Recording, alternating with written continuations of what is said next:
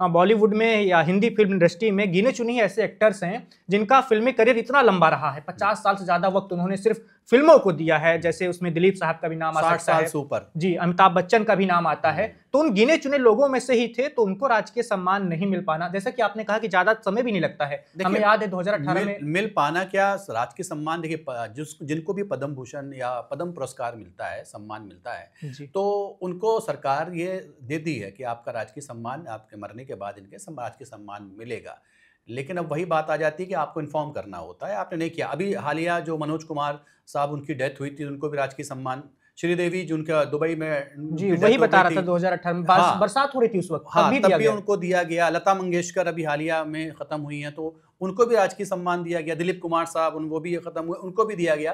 तो मतलब आपको बताना होता है। लेकिन ये परिवार ने ऐसा क्यों किया कि इतने बड़े सम्मान से धर्मेंद्र को वंचित रखा गया, ये समझ से परे। अक्सर आप देखिए कि बॉबी देओल और सनी देओल अपने पिता के साथ वीडियो शेयर करते हैं कि बहुत करीबी हैं, बहुत प्यार मोहब्बत है और सारी चीज़ें दिखाते हैं। लेकिन यहाँ कहीं ना कहीं मामला ये अटक जाता है कि फिर क्यों राजकीय सम्मान से उनका अंतिम संस्कार नहीं किया गया। सोशल मीडिया पर जो चर्चा चल रही है वो जायज़ है, लोगों के सवाल भी जायज़ है कि भाई उनके जो चहेते अभिनेता थे उनको राजकीय सम्मान से क्यों वंचित किया गया। अब इस सवाल का जवाब तो भाई देओल परिवार को देना ही पड़ेगा। आज नहीं तो कल वो बताएंगे भी, देंगे भी, क्या कारण हो सकते हैं, क्योंकि दबाव ज़्यादा होगा और इनको सोशल मीडिया हो या फिर उनके फैंस हो, इतनी आसानी से बिना जवाब लिए छोड़ने वाले नहीं लगते।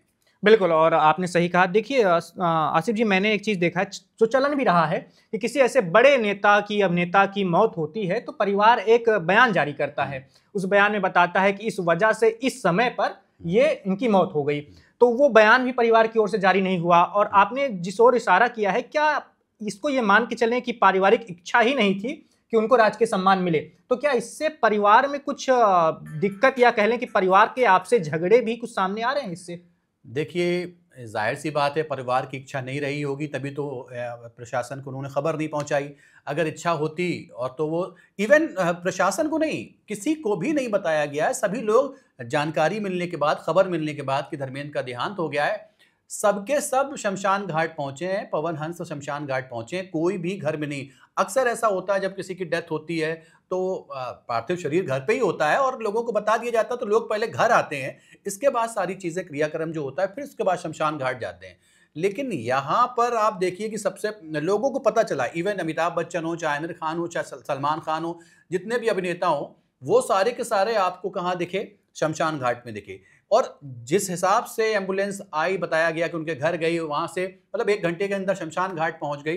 तो निश्चित तौर पर कहा यह भी जा रहा है कि देओल परिवार ने किसी को भी नहीं बताया था और कि धर्मेंद्र की डेथ हो गई है। और सीधे सीधे जब लोगों को खबरें मिली हैं तो खबर सुन के लोग आनंद फानंद में, जो उनके चाहने वाले थे, फैंस थे, और साथ साथ उनके जो साथ काम किया, जो अभिनेता थे बॉलीवुड के, वो लोग पहुंचे।